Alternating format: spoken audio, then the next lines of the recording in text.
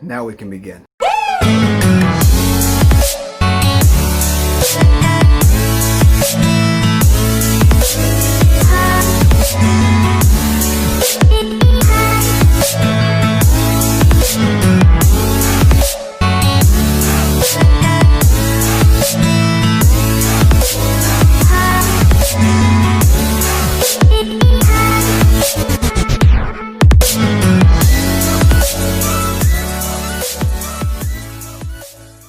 Morning. Today's a great day. We're going to be making one of my favorite breakfasts in the entire world. But to do that, we got to wake up really early to do that.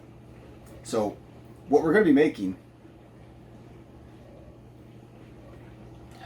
this isn't right. Hold on a sec.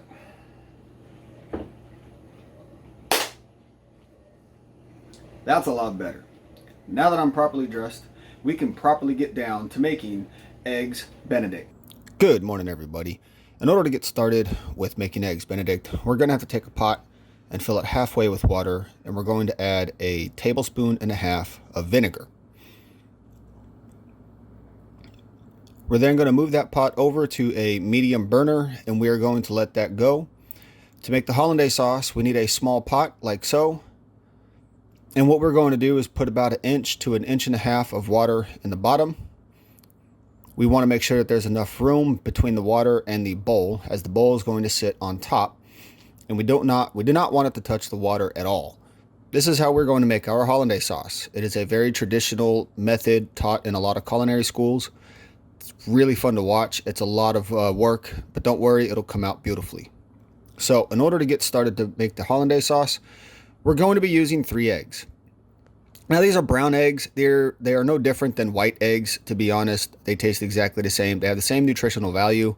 The only difference between a white egg and a brown egg is a brown egg comes from a red or brown colored chicken, and a white egg comes from a white chicken. But we're going to have to separate the eggs. So in order to separate the eggs, I'm going to use a method that I learned. And what we're going to do is we're going to have to crack it open. Okay, you don't want to crack the egg open on the side of a jar or of your pot or cup, because you can send shards of tiny fragments of shell into the egg, and we don't want that. So we're going to crack it on a hard surface, and then we are going to split it open. And the method is you are going to pour the egg yolks and the egg whites into the palm of your hand, and you're basically going to let the egg whites basically run between your fingers all the way out to the bottom. This is by far the best method of separating egg yolks from egg whites. You're going to want to repeat this for the other 2 eggs. So your hands will get dirty doing this, no worries, okay?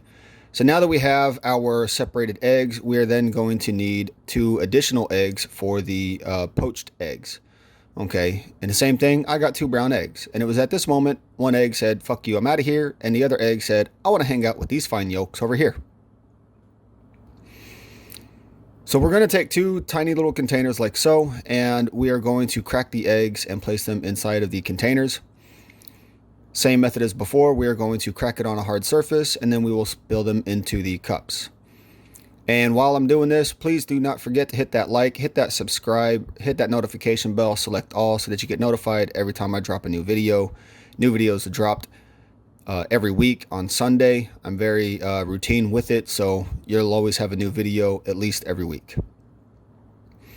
So once we get both eggs in here, try not to break the yolks. If you break the yolks, you're going to have to try again, because we do not want the egg yolks to break.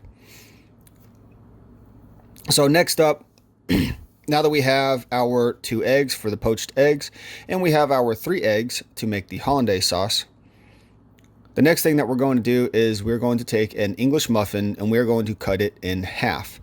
Now, English muffins are a lot like crumpets. They're very similar to crumpets. The difference between the two is that an English muffin is toasted on both sides and a crumpet is not, or cooked on both sides, a crumpet is not. We're also going to need 9 tablespoons of butter. I have 9 tablespoons of butter here. It is diced up. And we're going to use the juice of half of a lemon. So to get the juice out, what you want to do is take the lemon, put it on a surface like so, and just roll it out a little bit. All right, this is going to break up the lemon and allow it to juice pretty nicely. So we're going to take a knife.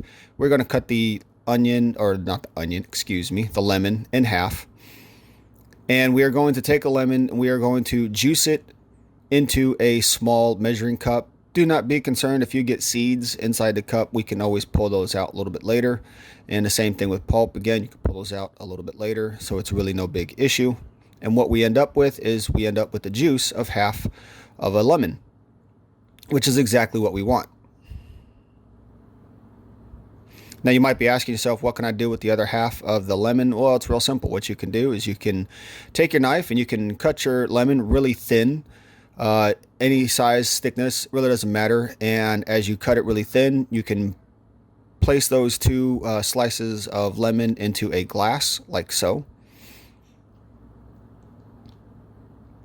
Pour some ice cold water on top of the lemon like so. Take a sip. And damn, that's some pretty good juice. For all you healthy folks out there, it's really not that bad. It's really easy to do. But now we got to tend to the seeds that are in the bottom of this glass. Now, it's kind of hard to see, but you're going to pull the seeds out with a fork, combine them all together. For my home gardeners, you can take these seeds, pile them up, crack them at the tip, right at the very tip right there, and then you can make, or you could take the seeds, you could plant them in the ground and grow a lemon tree. So now it's time to start making the hollandaise sauce. And so what we're going to do is we're going to put the egg yolks, we're going to beat them together. Now, one thing I did not show because of videography error was you're going to add the lemon juice to this mixture here, and you're also going to add a tablespoon of water.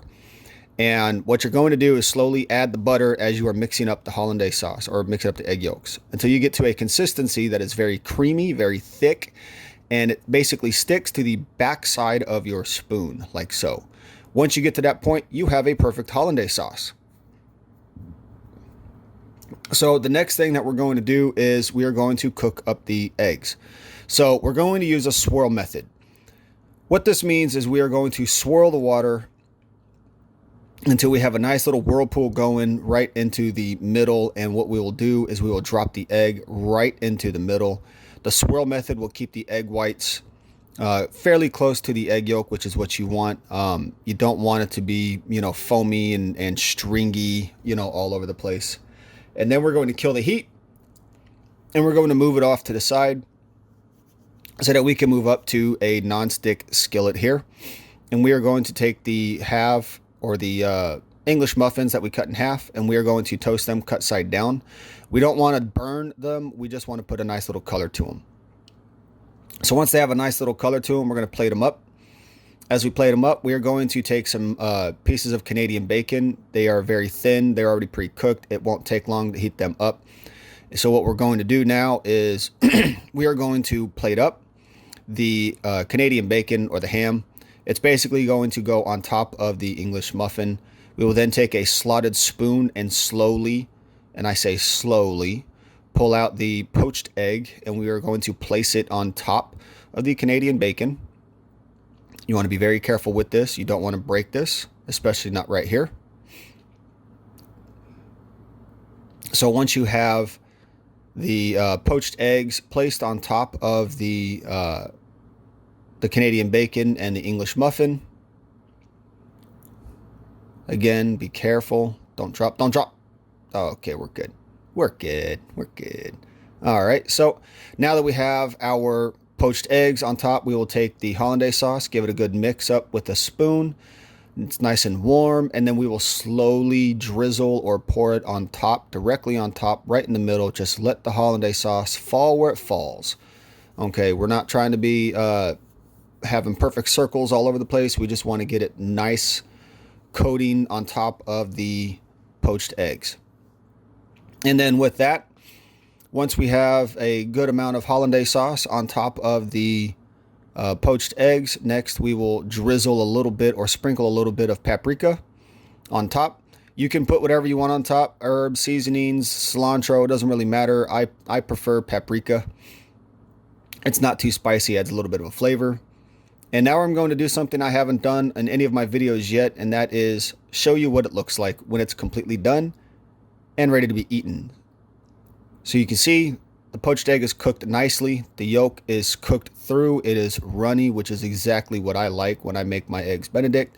It's exactly what I expect when I get Eggs Benedict at a restaurant. Okay, so you might be asking yourself, well, how does all of this taste? Well, it's pretty simple. Okay, once you get it onto your fork, as I'm having some issues here, get it onto your fork. And I can honestly say, that is some damn good food. Holy hell. I love this. This is great. I do hope you enjoyed the video.